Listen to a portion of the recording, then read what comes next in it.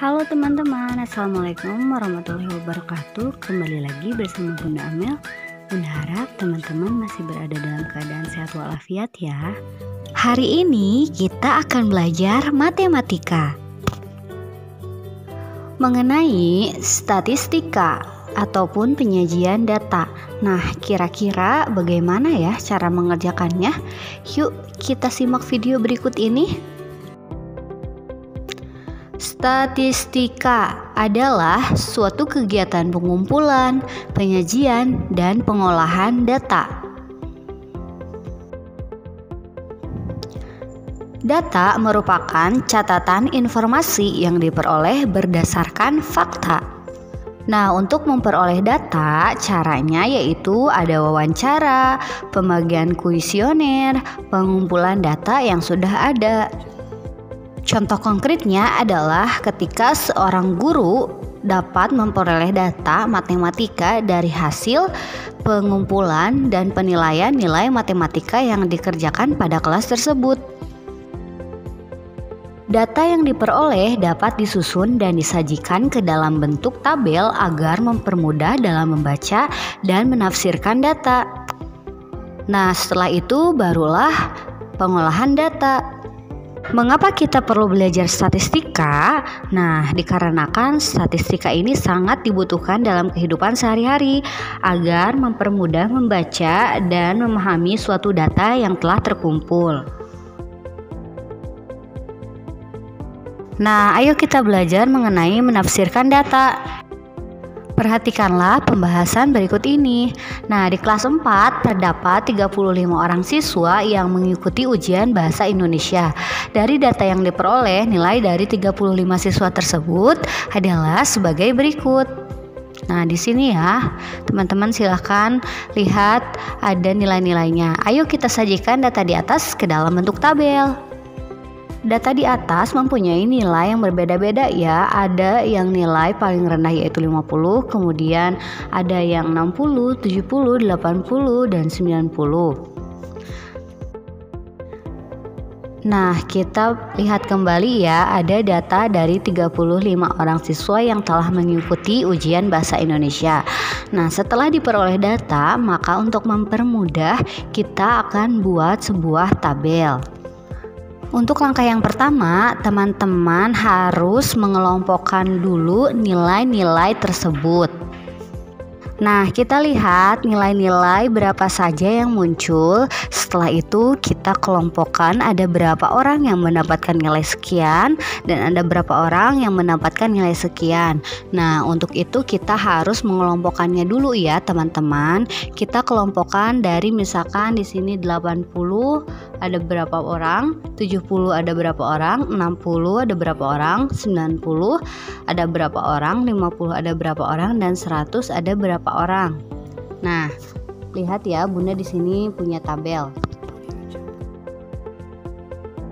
Nah, mari kita kelompokkan data ke dalam tabel. Di sini ada nilai hasil ujian bahasa Indonesia. Tadi kita sudah melihat nilai-nilai yang muncul ada nilai berapa saja.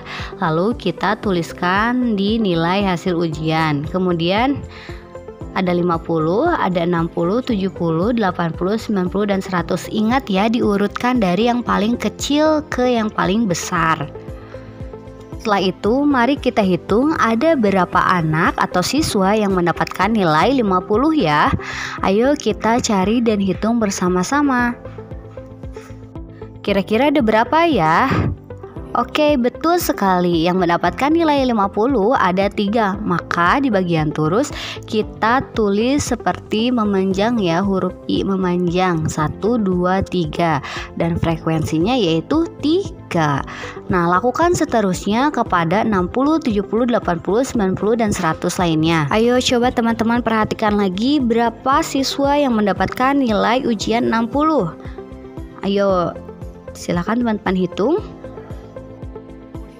Ya, betul sekali. Ada 6 yang mendapatkan nilai 60. Kita tulis terusnya ya, seperti berikut, dan frekuensinya adalah 6. Selanjutnya, silakan teman-teman hitung lagi berapa siswa yang mendapatkan nilai 70. Ayo, hitung baik-baik ya. Ya, betul sekali. Untuk nilai 70 ada 8 orang yang mendapatkannya. Kita tulis lurusnya dan frekuensinya juga ya.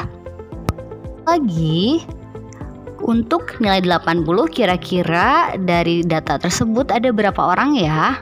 Oke, kita tulis dulu ya. Ada 5, 6, 7, 8, 9, 10, 11 ternyata. Kita tulis lurusnya dan frekuensinya juga ya. Kemudian nilai 90, kira-kira ada berapa orang? Ayo. Sudah? Oke, betul sekali. Ada, kita hitung ya, 1, 2, 3, 4, 5. Ya, ada 5 orang yang mendapatkan nilai 90. Kemudian dilanjut lagi untuk yang 100, ada berapa orang kira-kira? Kira-kira ada berapa ya?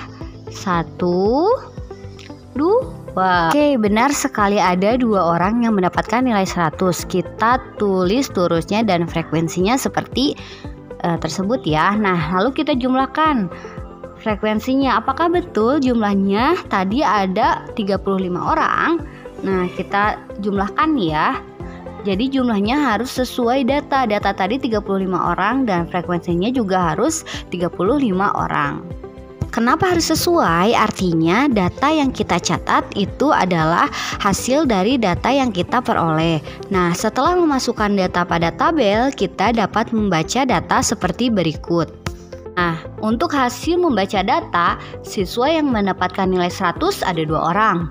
Siswa yang mendapatkan nilai 90 ada 5 orang. Siswa yang mendapatkan nilai 80 ada 11 orang. Siswa yang mendapatkan nilai 70 ada 8 orang. Dan siswa yang mendapatkan nilai 60 ada 6 orang. Kemudian siswa yang mendapatkan nilai 50 ada 3 orang. Nah, dapat kita tafsirkan pada data tersebut, nilai 80 merupakan jumlah nilai yang paling banyak diperoleh siswa. Kemudian untuk nilai 100 merupakan jumlah nilai yang paling sedikit diperoleh siswa. Nah, nilai terendah yang diperoleh siswa yaitu 50. Lalu, nilai tertinggi yang diperoleh siswa yaitu 100. Nah, setelah teman-teman membuat data dari tabel tadi, nah baru kita akan menyajikan data dalam bentuk diagram batang. Nah, teman-teman mungkin akan merasa asing untuk dengan diagram batang. Nah, diagram batang ini adalah diagram yang menyajikan data dalam bentuk persegi panjang tegak ataupun persegi panjang mendatar yang sama besar dan terpisah. Nah, langkah-langkah membuat diagram batang adalah sebagai berikut. Sajikan data dalam bentuk tabel seperti tadi. Kemudian, tulis nama jenis data pada sumbu mendatar dan banyak data pada sumbu tegak. Buatlah batang pada setiap nama jenis data dengan tinggi sesuai banyak data. Pastikan jarak batang setiap jenis data sama besar. Itu mari kita praktikkan bersama ya. Karena sebelumnya tadi kita sudah membuat dalam bentuk tabel dan lurus atau frekuensi seperti di bawah ini, maka kita akan lebih mudah menyajikannya dalam bentuk diagram batang. Mari kita buat diagram batangnya. Nah, pertama-tama hal yang teman-teman lakukan, membuat dulu sumbu mendatar dan tegak lurus. Untuk mendatar kita tuliskan nilai dan untuk yang tegak lurus kita tuliskan jumlah siswa. Nah, untuk yang nilai kita lihat kelompok data yang ada. Nah, nanti kita tuliskan nilai yang sudah tadi kita kelompokkan ke dalam yang mendatar ini, yang sudah ada nilainya ya. Kita tulis 50, 60, 70, 80, 90, 100.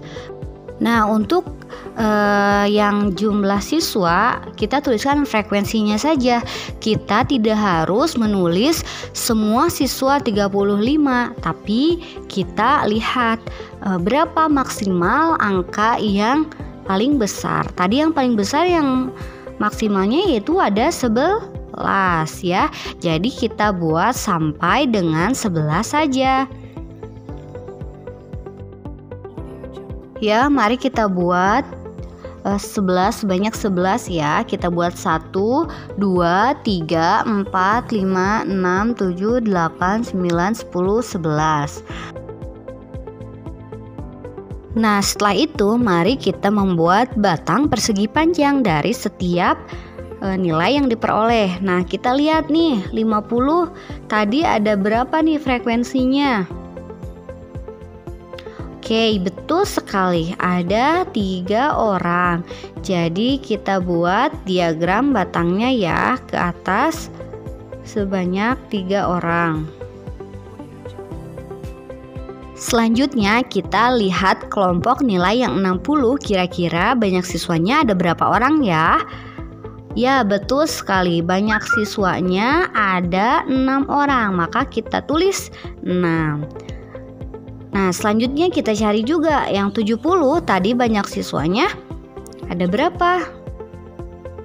Betul sekali, ada 8. Kita gambar diagram batangnya ke angka 8 seperti berikut ini. Nah, setelah itu kita cari yang nilainya 80 ada berapa orang? Betul sekali, nilainya ada 11 ya, paling tinggi. Nah, kita buat batangnya sampai ke angka 11. Kemudian yang 90 tadi ada berapa orang nih? Ada berapa teman-teman? Oke, ada 5. Maka kita gambar batangnya ke angka 5 sampai angka 5. Dan begitu pula dengan 100. Yang mendapatkan nilai 100 hanya 2. Maka kita menggambar batangnya sampai dengan angka 2 seperti berikut ini. Nah, inilah hasil diagram batang yang telah kita buat dari data awal yang sudah kita peroleh. Kuncinya yaitu teman-teman harus menuliskan tabel data dengan teliti ya. Alhamdulillah teman-teman, hari ini kita sudah belajar mengenai statistika atau penyajian data dalam bentuk diagram batang. Semoga teman-teman di rumah paham ya atas yang Bunda sampaikan. Jika teman-teman ada yang tidak mengerti, teman-teman boleh hubungi Bunda. Nah, teman-teman jangan lupa mengerjakan tugasnya yang sudah Bunda kirimkan ke Classroom. Tetap semangat ya walaupun belajar di rumah. Wabillahi taufiq wal hidayah. Wassalamualaikum warahmatullahi wabarakatuh.